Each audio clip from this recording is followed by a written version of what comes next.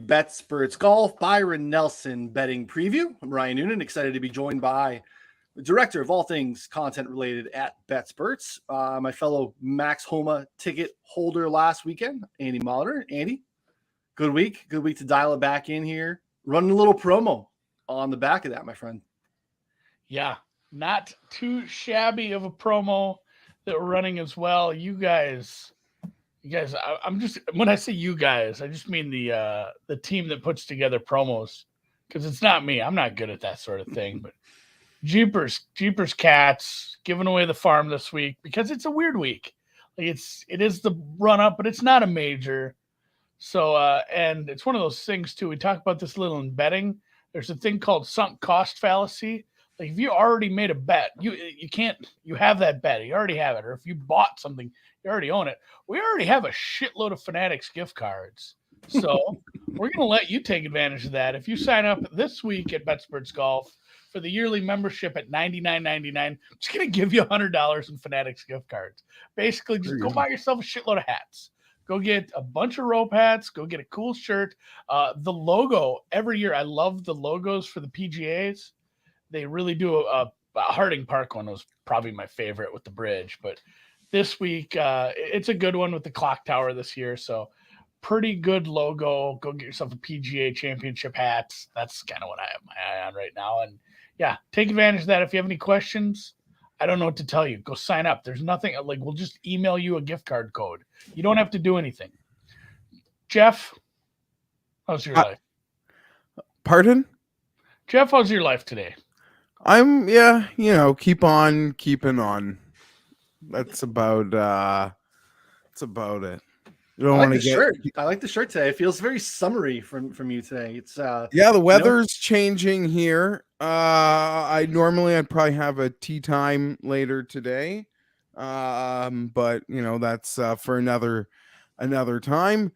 And this t-shirt, I'm getting vibes. My nephew, I got him a Herbert jersey around the holidays, and he messaged me yesterday that all the older kids gave him like mad props wearing it at school. So that made me feel great, and that kind of like just triggering the vibes. But nonetheless, let's get at it, boys. Congrats on Max Homa last week. It appears listening back, I talked it up.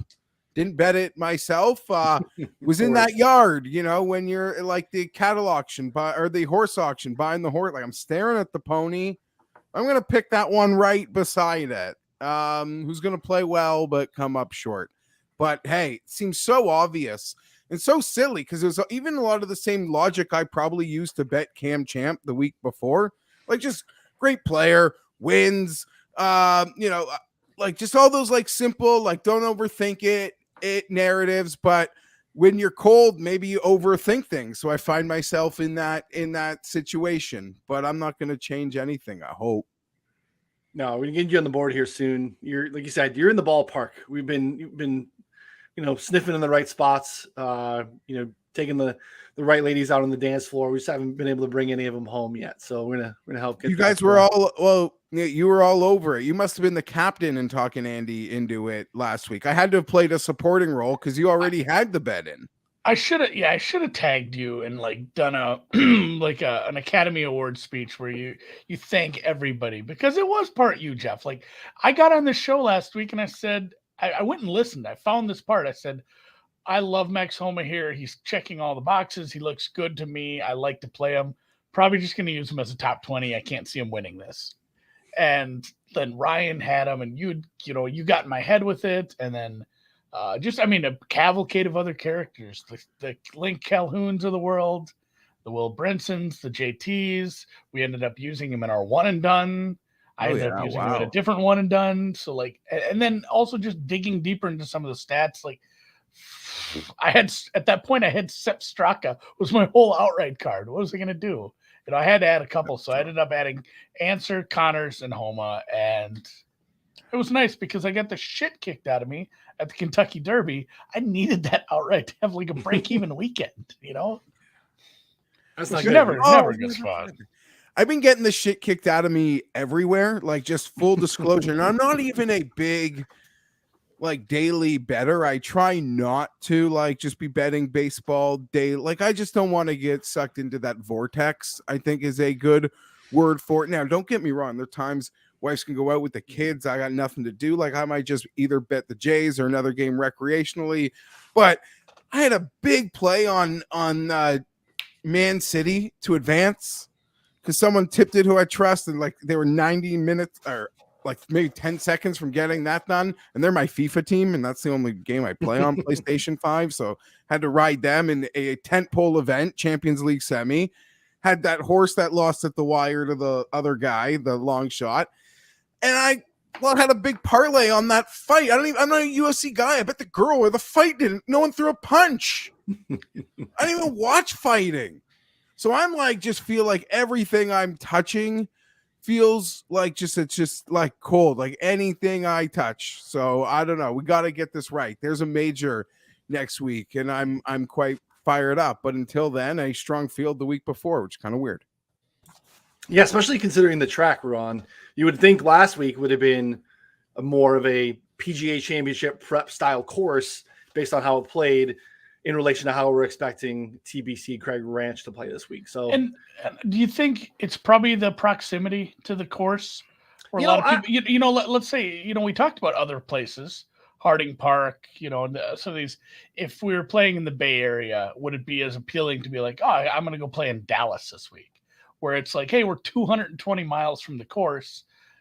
Maybe it's not so bad to go play this TPC Craig Ranch because it's a hop, skip, and a jump away from the major tournament venue that I have to head to next week. So maybe this is the only time we're ever going to see in, maybe our lifetimes, unless we have another one at Southern or we have someone nearby, where we see this tournament have this kind of field, because the field strength, even when it was at Trinity and, it's bounced around the Dallas suburbs. Like, I don't know a good analogy for that, but it's bounced around at different courses. It's never really had a strong field for this event. And now we have what we have here, which is kind of wild ass for this kind of a tournament. And it makes this one tricky because I don't feel like KH Lee is winning this week. So there's so many rabbit holes I feel like I could go down on this moment based on Andy's comments, because you're right. The fields are like, this field seems significantly stronger the week before a major. And this is something I'm very keen in. With the Canadian Open, it hasn't been played in 2 years, but it's like the week before the US Open. So a lot of it always trying to line it up with where's the US Open going to be? Let's put the Canadian Open somewhere where we can get the players. All that being said, I think the schedule out of the Masters, the lead-up schedule was really weird. Maybe for this event, if guys decided they didn't want to go to Mexico, the events, it's really just like a run, the team event.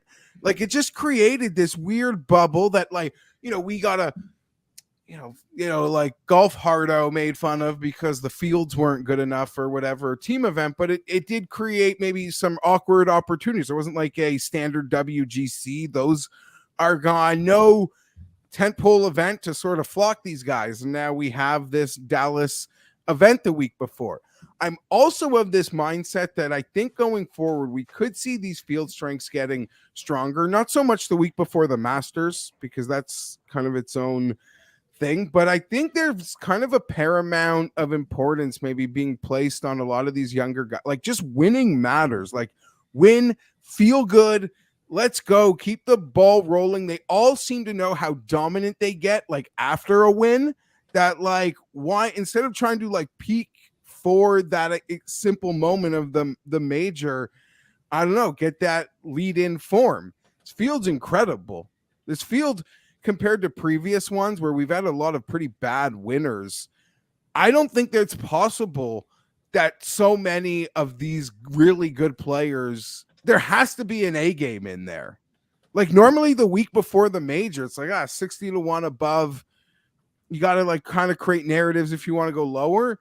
Now it just seems like there's too many good players here that one of them's going to have it. One of them's going to absolutely have it. Which one? Yeah, a couple thoughts there too. Like, so the proximity thing does make sense. Just naturally. But then I think about these guys and how they're like what their lifestyles are. Like, are they really impacted by their net jets going from Texas to Oklahoma versus them having done it, somewhere else? Like, Oh, probably not. It's not like the PGA is ever going to be in like Russia or hey, guess what? We're having it in South Africa this week. Like going from like Texas to the West Coast in these private jets isn't that bad compared to we're an hour from Tulsa. Yeah, they're not. This isn't a road trip. It's like, oh shit, now I have to drive from the Potomac to Southern Hills because I decided to play that track instead. So I don't know. There's probably something to it. And like Geoff said, like people probably didn't want to play Mexico, and so like they just wanted to get a round in on one of the two. And it probably makes sense because you look on Instagram, we saw JT and Jordan over at Southern Hills. I want to say either yesterday or Sunday afternoon. So maybe it's just the proximity of maybe getting into practice rounds. Yeah, and then get back to the, And does it matter? Like JT, Jordan, like they've played probably this Craig Ranch time, at least for Spieth. Like they've played it so much they don't need to know a practice round. And if anything, I don't know. They both, I think, could be very dangerous this week for different reasons. There's also a ton of players here, guys, who of the like higher end players, sort of under that 35-1 number,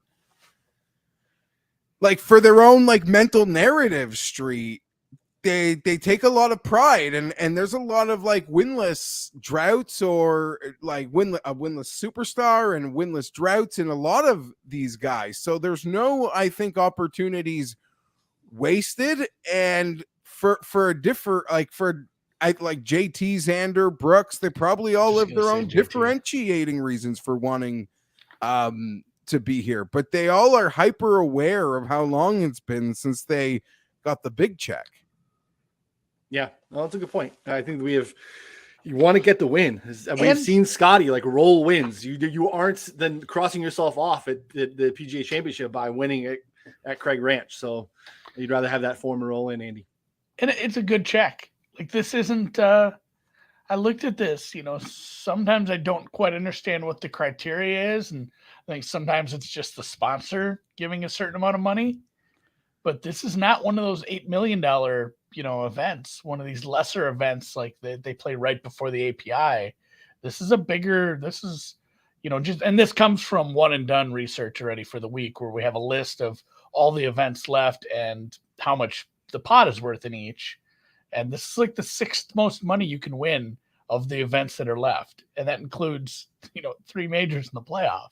So that actually obviously excludes the final where the money is obscene and you couldn't possibly use that in one and done because you could just win the whole thing if you pick the winner in that one, I suppose. But yeah, there's a decent pot here. So again, it's not just win equity for some of these guys. Like there's some cash to be made at these, and I think that doesn't hurt at all with the getting a decent field here. And I guess good for KH Lee last year to win one of these nice ones.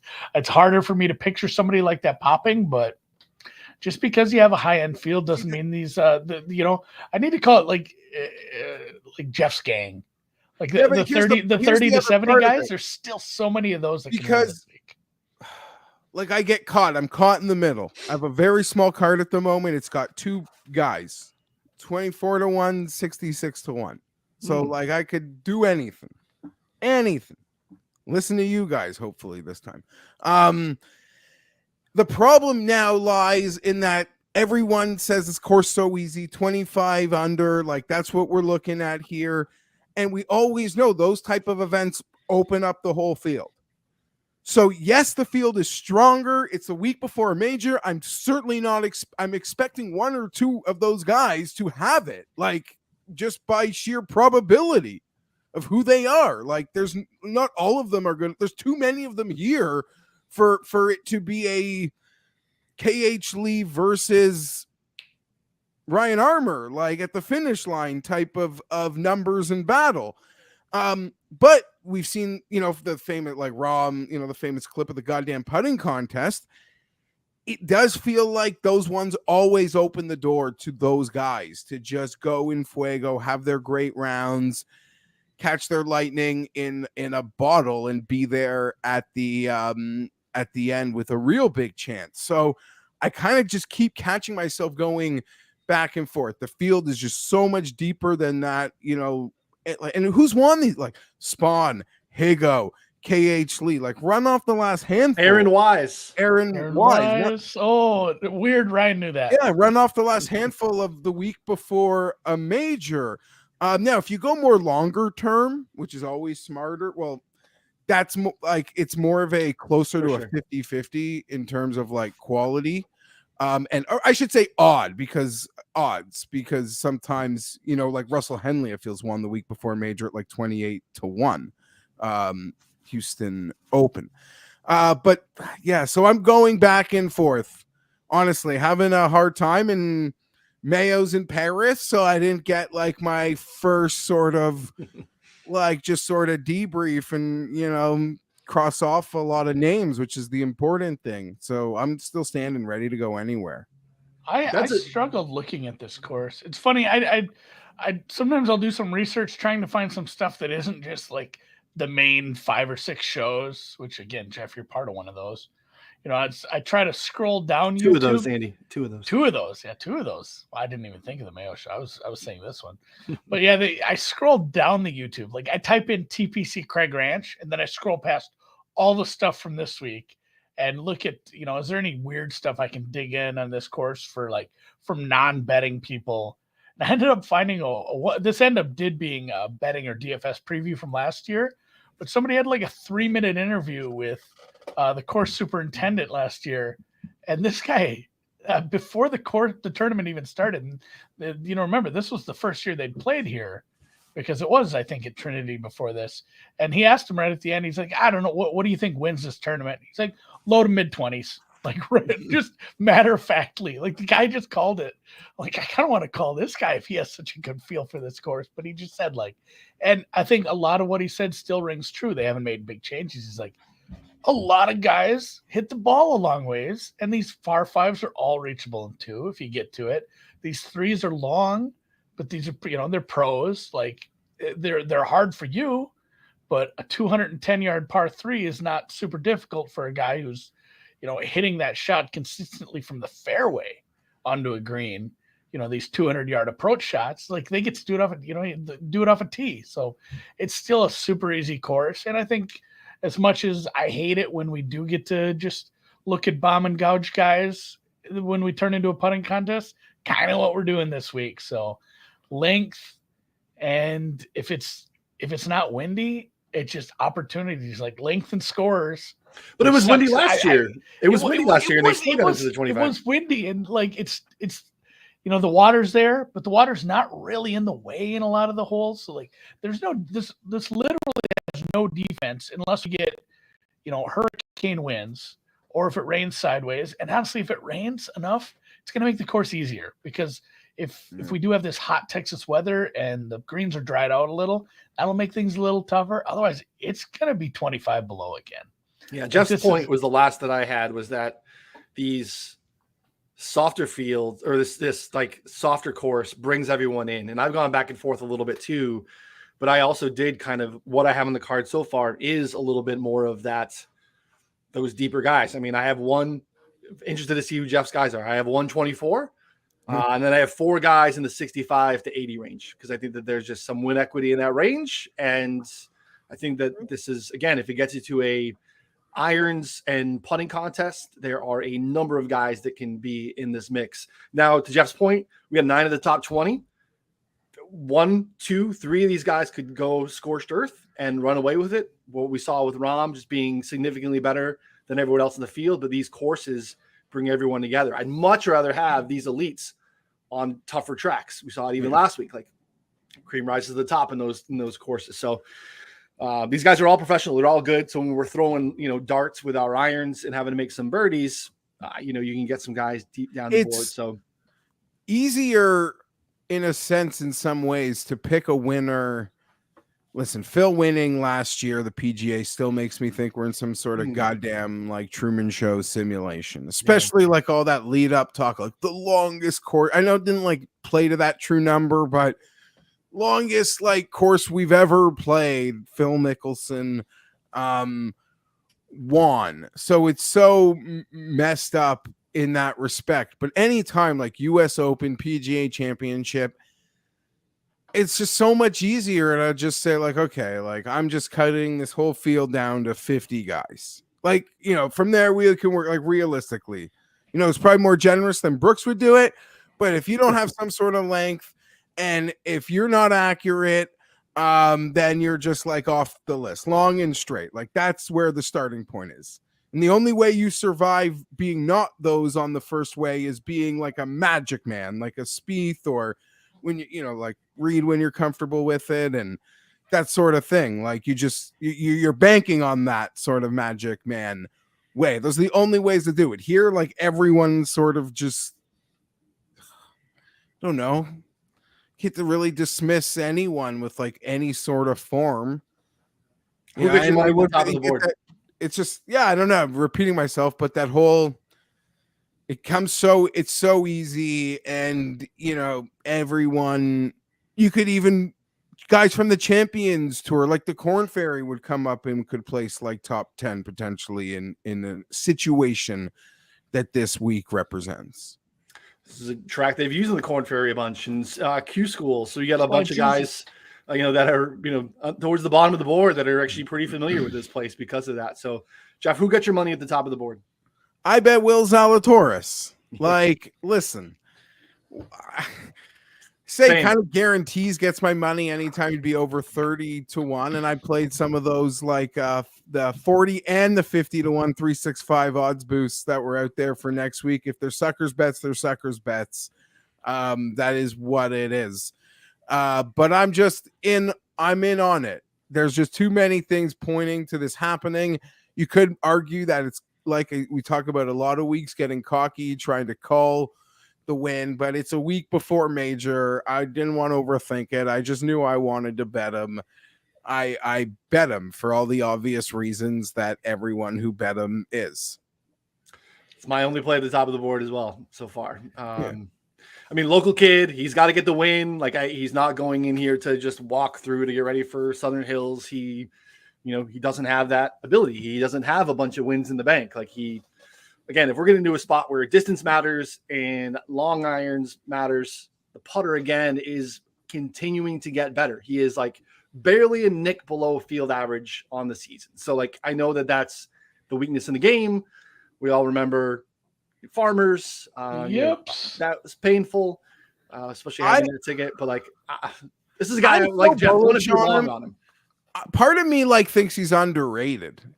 That's how crazy it would be to me because I'm allowed in I'm going to bet on this guy. I'm riding this guy. I'm picking him even next week.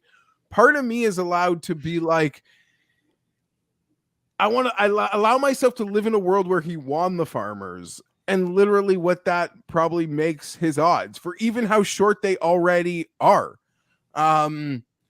Yeah, and I know DraftKings came out with a 14. It's like they were yesterday. So they were almost like prepared for it.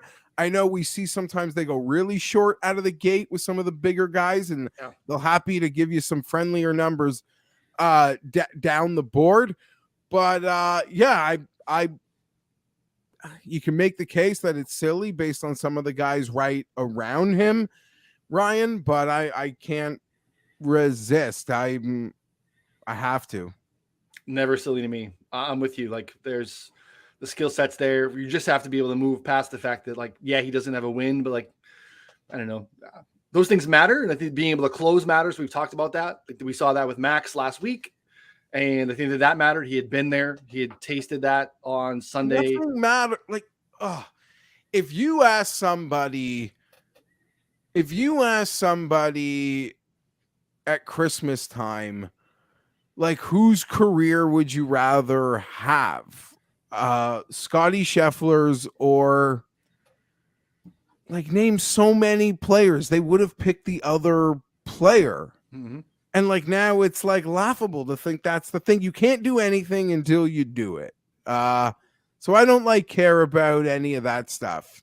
Willie's still Willie's like, he doesn't get any of the hasn't won stuff like burned from me. I think we're still like he gets this entire season before I think like he's because of his age before that like can really become a thing. And I even gave Scotty a free pass last year. So he'll still get that free pass from me. I agree. And you've taken any shots at the top? Yeah. Well, Texas kid, Blondie, Zalatoris, like 20. And I seen somebody, make probably a salient point. Like, how are you betting someone who's never won a tournament at like 20-1? Well, first off, I'm not. I'm 24, which is, semantics. And they weren't responding to me or anything. It was just a comment I seen. And I get it. Like, win equity helps. But this guy is, just a sea hair away from win equity a couple times. He's right at the top of the game at some decent tournaments with some good fields. His stuff matches up so well with this course. And it's one of those things where putting, I would say, but putting's not stinky. It's not predictive. It's super hard. But there are guys on the far ends of the spectrum where like this guy is just an elite putter. He's going to bring it. This guy is Luke List. There's people that fall into the ends of the spectrums, and like it's hard not to forgive him. And if he can be below average, just not like almost whiffing, hitting it with the toe of his putter kind of putting here on bent grass, like I think he's going to be fine. So it sucks to take a short number on a kid who's never won in a field like this, but I mean I put him right there with. I mean I shouldn't say Scotty's because what Scotty's done over the last 2 months is insane. But like, 2 months ago, I'd been like, he's right there with Scotty. Like, this is a guy who's going to pop this year. He's going to get a win. Like, he's right there with the younger crowd of people that is due for a win. He's going to win on tour. It's not like I'm prepared. It will be a polarizing L for us who bet Willie this week. If say like Spieth or Brooks win, like that's a polarizing miscalculation. Okay, like I'm self-aware enough to recognize that part of it, but I'm also silly enough. I think like at this exact moment in time, I don't think there are 10 better golfers in the world than Will Zalatoris. And he's not. And I know like that winning matters. I don't doubt that. And if maybe Will Zalatoris, like just if he could just rub some of that Sam Burns like moxie like into his soul, I think we'll win 4 times from that moment. And like just saying on that, like Sam Burns is a player as well. I think that would be polarizing because I'm going to say it right now. He strikes me as the type of player. He finished second here last time, as like I don't know, just like a compete, like just loves the win, loves it. Like week before major doesn't mean shit to that guy. Yeah. Like so that's enough. Like that's who I maybe also was thinking of. JT would have been my clear first choice, like going really to the top. And if you look at like some of the 12s, even I saw some early 14s with him, guys, like that's what he is for next week. And I don't think that gets much bigger because unless he like plays horrible. And, based on field strength and his ability, his field strength and form and ability to love a birdie party, I almost like consider just betting him and ending my week. But I'd rather build the card. But yeah, they're polarizing L's around Willie at the number that we'll have to take. And it won't be a good, like healthy headspace going into the week of a major, like completely whiffing like this either, Ryan. But no. I'm prepared to deal with it as we sit here early in the week. I'm with you on Burns too. I think Burns is viable, but at 20, like I'm okay with. I'd rather have Willie at 24. I mean, I know that's kind of wild. I mean, this is almost Burns going back to back last year. Came off the Valspar win, got the solo second here at 22 under, which is impressive. That's going to win most weeks. So yeah, JT's at 15. I think we got to 15 on FanDuel at some point yesterday. And even that cool place out in Canada that Andy likes to joke about, they have some 15s out there too. Which again, versus his form, the field strength, the way this event kind of sets up. I don't know. It seems like a very fair number, especially based on what you'll have to pay to bet him next week. I didn't touch anything in the 30 to 60 range, the Feinberg range, I guess. Most of my stuff is a little bit below that. There was a guy in here that I would be interested in. I thought was going to be on Jeff's card. He might be. Okay. There's 65 on Tommy on FanDuel. We're not there yet. Okay. See, that's okay. I look forward to that one. I'm really thinking about Neiman.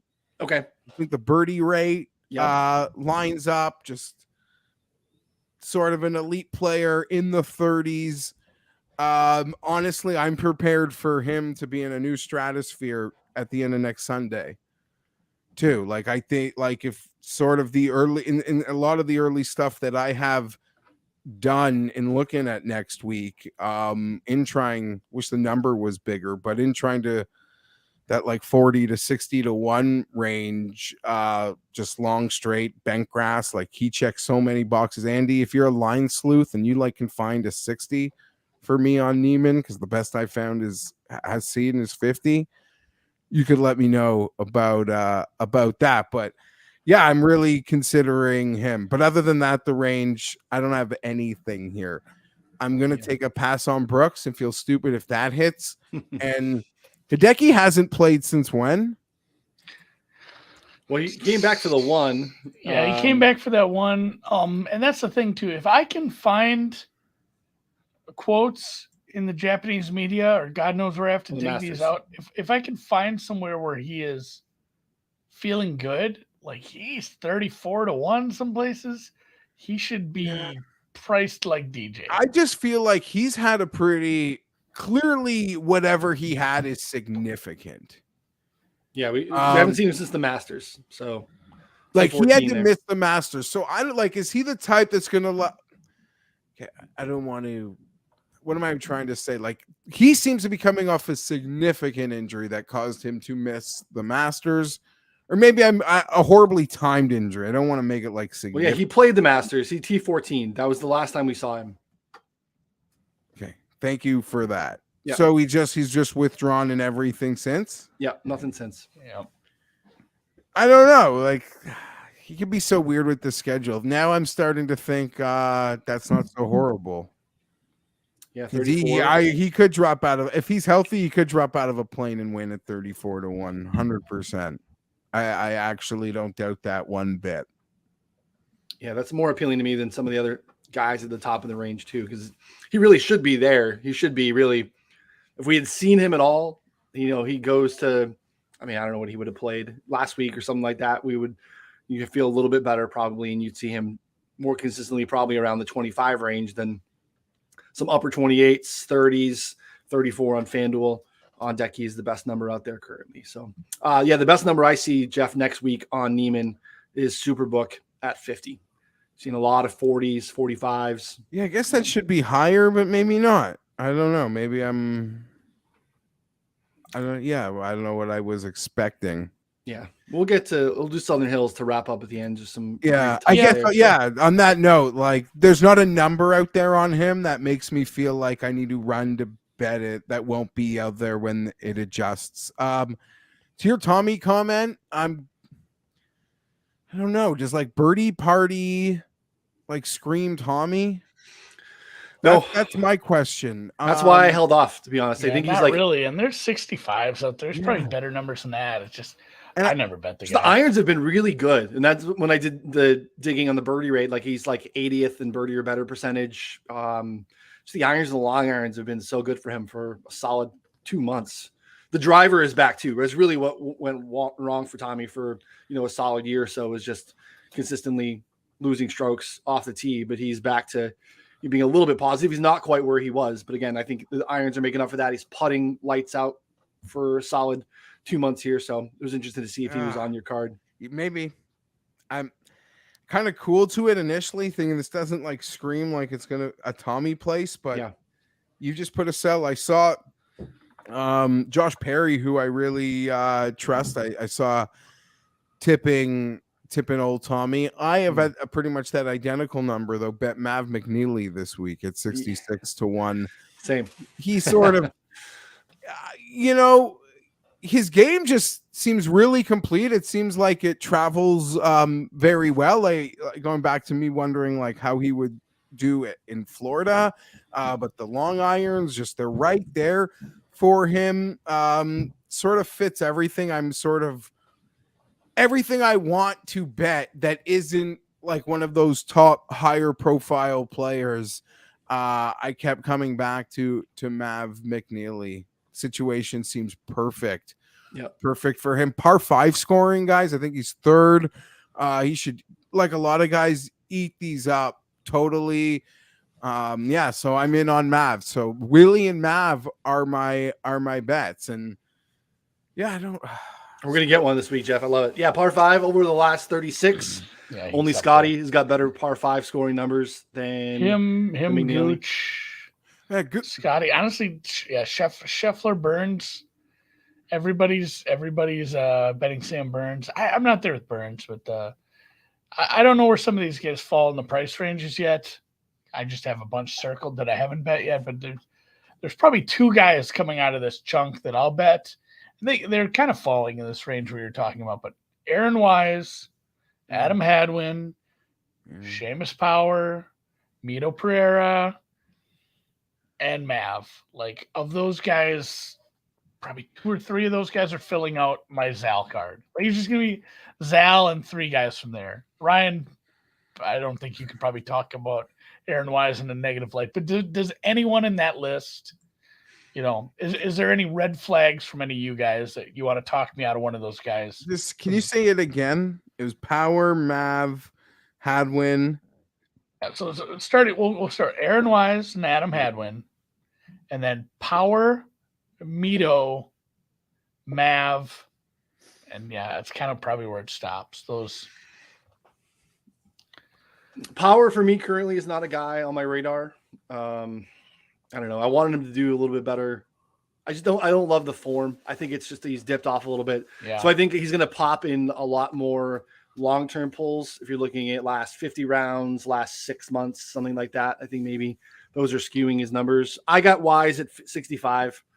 I just can't, I'm pot committed. The ball striking's been really tremendous, but 65 was a great number. So I'm looking now, as I mentioned, Geoff, he's in that range that I was mentioning earlier. I didn't have a guy in that range, but now he's 40 in some places. So 65, I feel pretty good about. Again, the ball striking has been good, and hopefully the putting gets better. He can be a guy that you want at a birdie fest. So again, I'm in. And Mav's a guy, he's kind of on the precipice. I'm not blindly in every week on Mav like I am, but again, the birdie rate here, par 5 scoring, bent grass, positive. He loves bent, so I'm in on those guys too. So one guy, 2 guys a little bit longer, but I guess in your list, Andy, Power is the only guy that is kind of not really on my radar.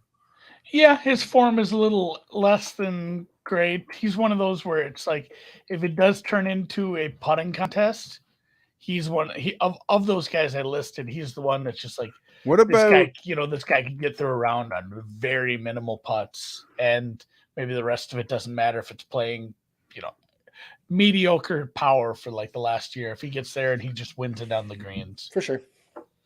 Couple guys also in this range, or even maybe a little higher, but Leishman and Sepp Straka, who both missed the cut last week. I know Sepp did. The stats are show he didn't hit it horribly. But miscut with some egg on my face because I was quite excited about how last week could have worked for Sepp. But maybe those are 2 looks also in this range. Yeah, Sepp was the next name I was going to say, and I'm mad at him for as much as the nice things I said about him last week, and then he couldn't even get there on the cut line for me. Cut line was really rough for me, Geoff, because they got a couple guys just miss, and then I played that Rory 4-1 to miss the cut, and he made it by 1. I mean, he was on the cut line with a sand save on the final hole, and then I had the Tony Finau over Rory matchup. Went into the weekend leading by 1 or 2, lost by 10. So Rory is shit list for Andy right now. He's costing me money, which is never good. But I mean, fair play to him. He's done it a couple times now where it's just ekes through and plays really well in the weekend. On the list you gave, obviously I've bet Mav. All the positives with Hadwin. And I could be there with Mito, but I would shop that. I've seen some real big Mito numbers floating around. At least they were last night. 85 on FanDuel, biggest I can see. I was And he's gonna the say, type too, of he's guy another one like that. wise as well. And young players with no win, one win that I do think they have a high ceiling. Those are the type of players. Although I am giving a lot of credence to Hadwin, who's more of a veteran player, but all things seem to be lining up for him right now. And he is also seems to do really well in a birdie party. And it's kind of just shows you the contradiction of what we could be in for when you will post a card that has potentially, and I've seen people have it, I feel, with Hadwin on it and Aaron Wise. I mean, they're going to go about doing it, or at least their player profiles are quite opposite. So, we'll see. Yeah, There's a 90 on Mito. Okay. It's probably going to get some money from me. I don't hate having a big number. I got two other looks that are down in this range a little bit. Would love to get your guys' thoughts. I do love Leash, by the way. Leash will be on the card. He's not getting outright money, but like long irons, can run well with the putter, is not penalized for spraying it off the tee. Like he's not gonna take a double or triple after just making you that 3 birdie run. Yeah. Well, if they give him a matchup against like Cam Champ or Noren, Bubba, people are going to be all over Bubba this week. Oh, he hits the ball long ways. Yeah, fine, have him. Like I'll take Leishman in some mashups for sure. Noren is interesting for me.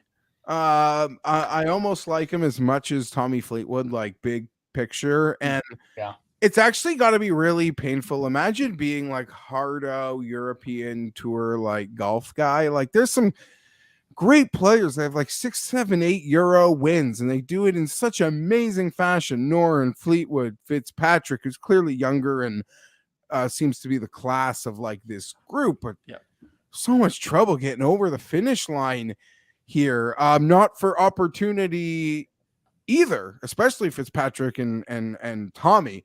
Noren, though, I always had the vibe, and even as like a big fan of his, as a guy that like you want at the super narrow, like European tour style courses, our Valspars. But if you really go look and like deep dive him for a second, he has shown up at a lot of birdie parties. Like going back to last year, I think it was like Detroit and Minnesota. We're kind of like, no, you need too many. Like it's just too easy a course. Not my guy at way too easy a course, but I don't know. He seems to have kind of flipped that narrative on me, which, like Tommy, I don't know. I can never ignore these guys. I want it so bad for them. Yeah, Noren's on the list this week too. We'll find money somewhere because I'm with you. Just the form's been nice. We haven't seen him for a while, and I think that kind of happens too, out of sight, out of mind. Because for a while he was in such good form and was on everyone's radar, and now has kind of slid off. I swear, I now feel like I'm gonna have this card that is like gonna hope those top guys get cold. Yeah. Shit. Okay. Well, that's where I'm at. So I got the Mav and the Wise play, and then two other guys here in this range. I got EVR at 75. Long irons, been playing pretty well. Birdie rates on the up and up. And then did someone tell me he withdrew? Am I? Yeah, you think he can win? Did he withdraw? It's honestly, I don't. Bet it last night. Didn't see that. EVR like money coming back. Like, let's get it down somewhere else. Let's go. I'm 80% sure he pulled out. Yeah. Oh, that's coming back. EVR didn't see that. Look at that. A push already. 0-1 for the week. Hey, it's okay. Lanto at 80. Lanto still playing? Oh yeah, I don't mind Lanto. Yeah. Are we doing Lanto? I don't mind Lanto. I say Lanto. Lanto? Okay. I think it's Lanto. We never could decide. This is a Frank Brank thing. We never could decide if we were giving him the soft A or not. Like, because we heard it said both ways on broadcasts. I need to get it right from him. I might have to see if Ron knows his caddy or whatever. That's all the thing. I think it's Lanto, but T15 in Mexico, right. T6 last week at the Wells Fargo. Irons have been pretty. What's your number there? I got Lanto at 80 on DraftKings. Yeah. Let me see if there's anything else up there. Yeah, 80 on DraftKings is still the best. I really like him this week, potentially. I'm going to have him sort of I'm going to be really heavy with him in lineups, and he's on that list at the back. at the back. Another guy here I can't not mention, but I feel more strongly about what I'm going to say. I hope you don't have like a reverse argument like you did with Fleetwood for me to suck me in again. Adam Scott can't win at 25 under, right? Like that's just impossible. I thought Scott might be a guy that you would mention because I know he typically. Yeah, I know. He's a guy who's on your radar. He's one of your guys, I would say. I crossed his ass off. Yeah, he's just been he's been pretty solid and consistent this year. This is just not where like what he does. Agreed. Where the field is neutralized because, you know, him not making that birdie putt doesn't hurt him as much because so many guys hit it sideways or can't hit it as accurate. Like, I don't know, maybe some nice sneaky result this week and maybe I'll look back next week. But there's no way he can win an event that might require 25 under. No, kind of near that top-ish, and I mean Zal should probably fall into this outside of the fact that I love him, but like Koepka, Gooch, Kokrak, Scott in that 30 to 60 range, they got crossed off in a hurry just based on X, Y, or Z, and probably just because of his price, Dustin Johnson. So like I went through with the red pen pretty hard pretty early. Johnson's an interesting one, friends. This will be his first event since Heritage, which I didn't bet him, but I thought he would play well. I totally gaffed not realizing his wedding was like 4 days after that event. So it'll be his first event after a wedding. Dustin, we got to rev that engine. To me, it's like an engine rev for him. If he didn't have like a vacation and a wedding and you know they partied hard and those thirst trap pictures she's always putting out, like there's no lollygagging going on. Okay, there'll always be another major for him to play in a month after. Although I got offended for Dustin. Golf Digest put out like a poster tweet, like who's going to be the next to the Grand Slam. And they had like 7 golfers. And to not have Dustin on it, to me is insulting because PGA championships work him into a nutshell. Like, and he'll be fine. He's a great wind player. I could easily see him reeling off both of those. Nonetheless, let's rev that engine. So maybe we'll have a conversation about him next week. Okay, DJ? No wedding and probably not a lot of oceanfront property there in Tulsa. So no distractions for him is fine. I just hate his number.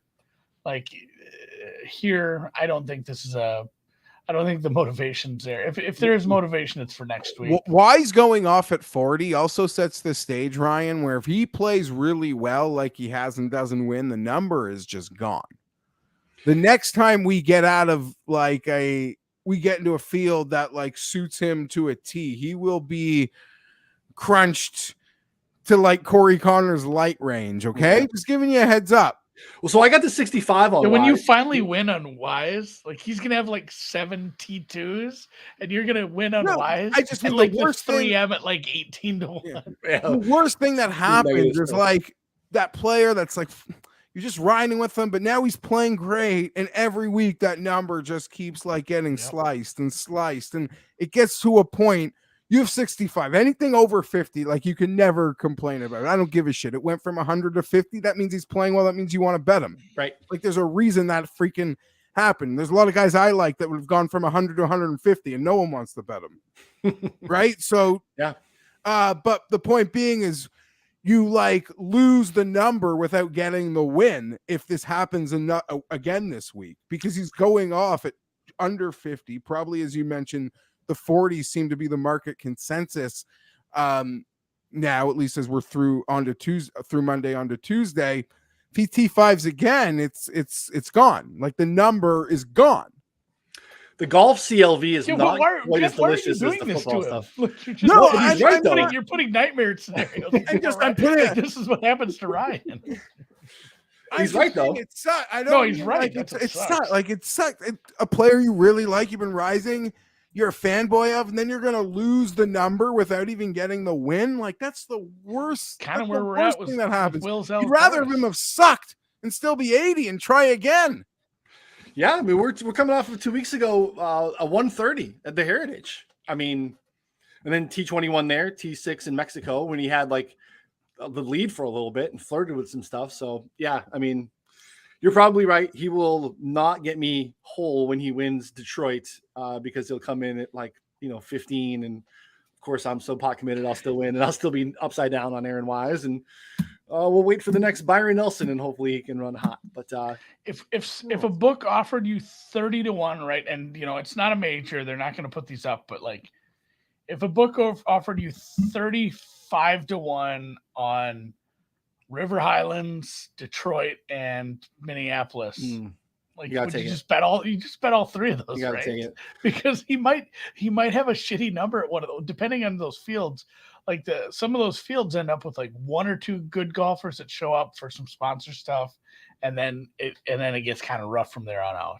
I mentioned this before. I've really only been like locked in on a guy once before like this, where he really hadn't won, and I want to continue to bet the skill sets and all these things. And it was Sammy Burns, and Sam Burns came to fruition. So like I want to continue to hit Aaron Wise until we get there, and then I can have a consistently more measured approach to each card that he's on after the win. But we got to get to the winner's circle first. So yeah, this is I'm hoping the 65s because you guys are killing me here.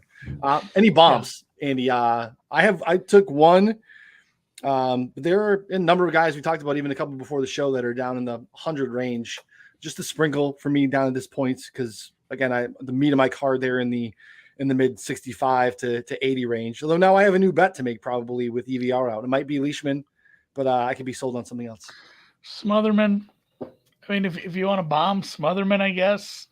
Swafford isn't a guy. Martin Laird is appearing for some people. They got to have some big numbers. Like I'm not excited about betting someone at a big bomb number like that, but I mean those are some guys like Mito. Mito's 90, so maybe Mito and like Laird would be bombs for me. I'm going to count 90 as a bomb. Yeah, that counts. I took a small piece. I guess I didn't. I took a small piece of the Kitayama 150s that were out at the Open. Nice. It's a nice number. Yeah, I kind of wish I bet more on it, but it's in the pendings. That went down fast. I don't really care much for the bombs. I would agree that like the Mito at 90 on a grid, that sort of would be my pick by potential default. I could get really crowded though, as we just talked through that like 50 to 80 to range. What's the best price you can find on Martin Laird? Laird screwed me last week. 150. That's a move past that. Laird and Lipsky. 250. Bad Fridays. Yeah, if there's 200 on Laird, DK might have a 250. Golden Nugget, Hard Rock, Andy. 300. I'm not gonna head down to Lake Charles nor Vegas this week before the tournament starts. So Golden Nugget's gonna be tough unless I get a runner. But that's worth a few loonies, Geoff? Like 200-1. Say that's only $1. What's the $2 one? Toonies. Toonie. Yeah, I always mix that up. Yeah. Stop. Yeah, the one other guy I took a 130 on Aaron Rye. It's another guy who's won a bunch in Europe. Who comes here and is playing better. Not really sniffing winner circles on Sundays, but a 130 was a pretty good number on him. That was the only bomb that I took. Some 66s out there on him. So a 130. Mitch is going to be on the Ryder Cup team. Like it's trending that way. Yeah, he's we got time. Good.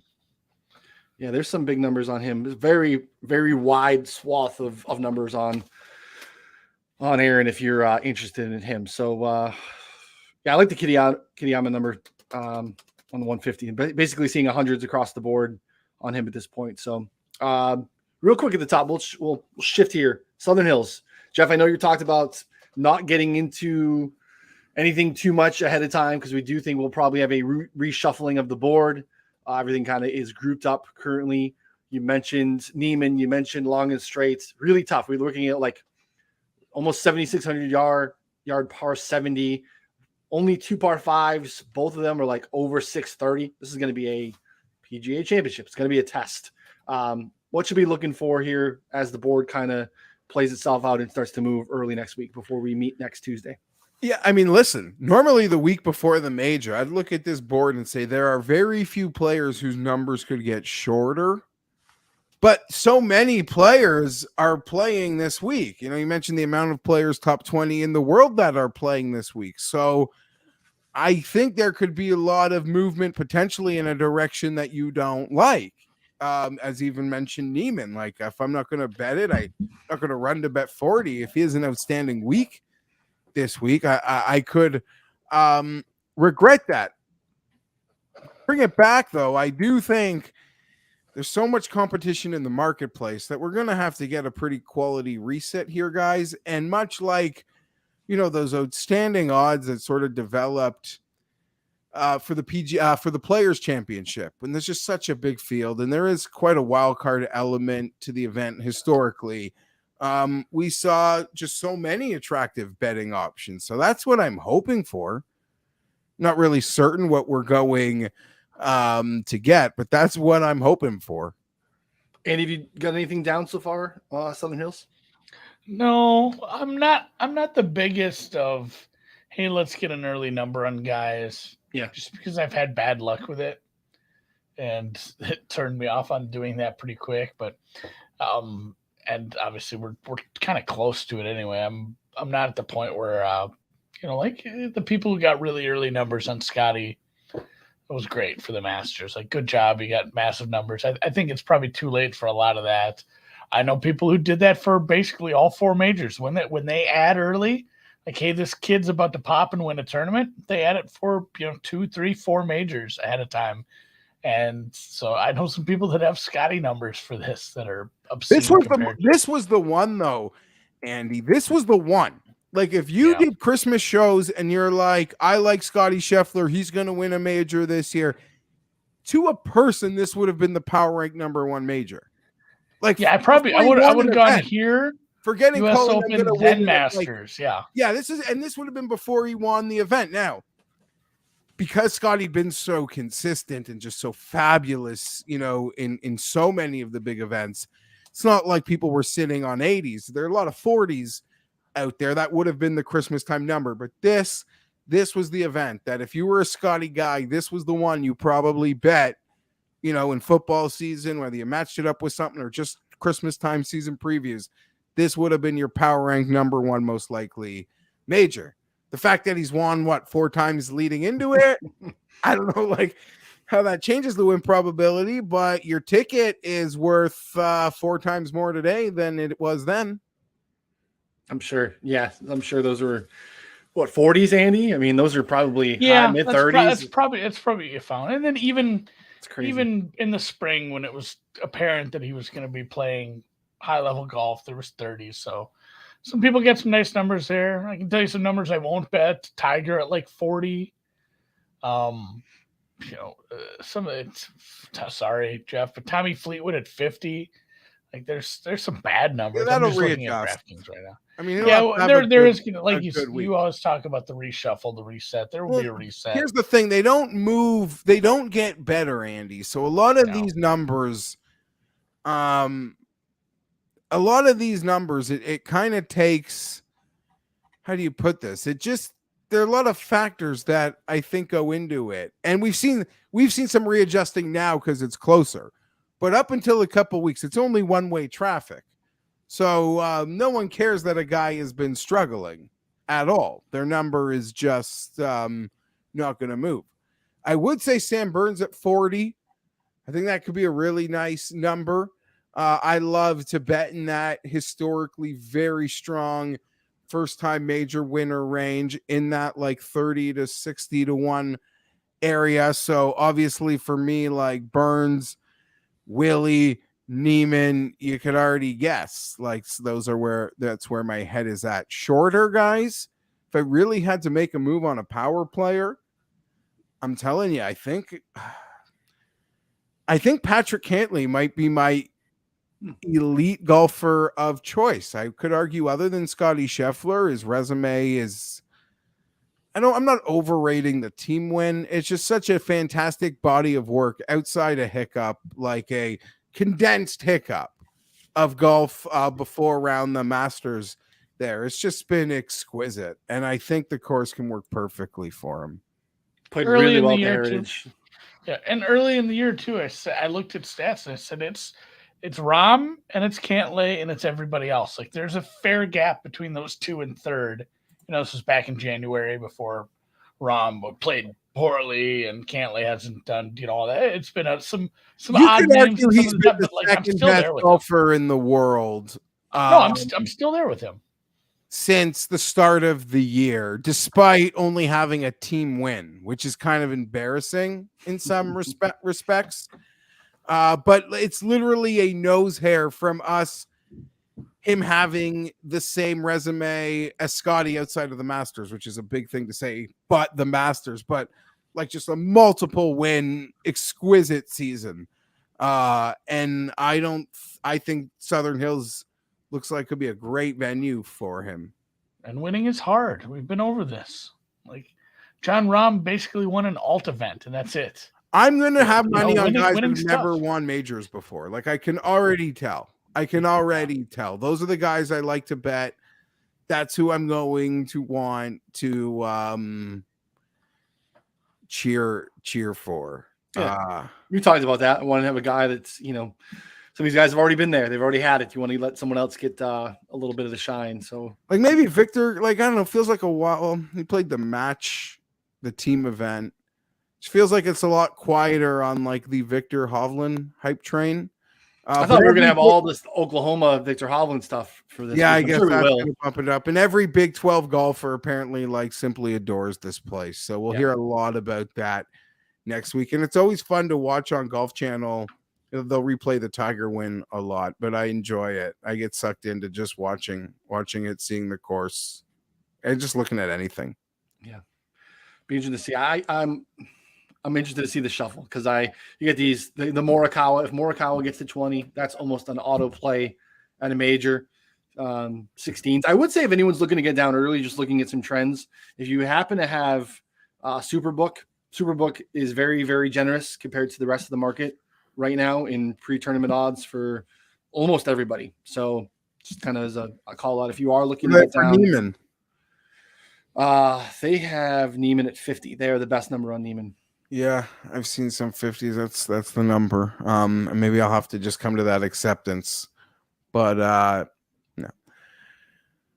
Yeah, they're way off on some. They have a 60 on Bryson, which I know is not something we should be interested, but it's 22, 25 elsewhere. That's it's not getting my money, but it just sticks out like a sore thumb. It might.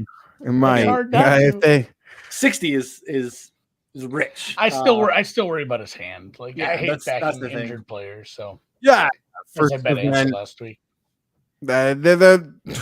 I could even see like there are a lot of that the number that most places have will get bigger. I don't know. Maybe it even could get to 60. That wouldn't shock me if the market goes there through next week. Rory with back-to-back second place finishes, guys.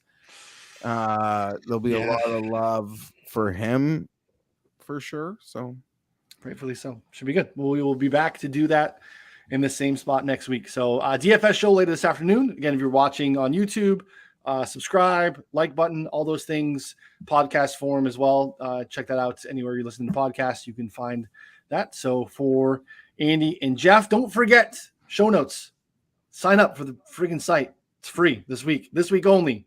$99 betspertsgolf.com subscription, $100 Fanatics gift card. It's basically you're just reallocating what you're doing with the money. Get yourself a row pack, get yourself a nice little Southern Hills backdrop, something like that. So and then are you on the DFS show? What's the DFS? Is it are you joining that, or is it Daigle and Guest today? It's me, Daigle, and Guest today. Yes. So it'll be Ryan Noonan, John Daigle, and the Model Maniac. Sounds like a pro wrestler. I like a good Twitter handle like that. Good DFS guy though. I checked his stuff out. As Ron is on the road this week, but he will still be writing. You'll see all his content up on the site. So yeah, thanks Geoff as always for chopping it up with us. We'll call it a day. And if you want some DFS content, like Ryan said, that is in 3 hours right here. Same danger time, same danger place.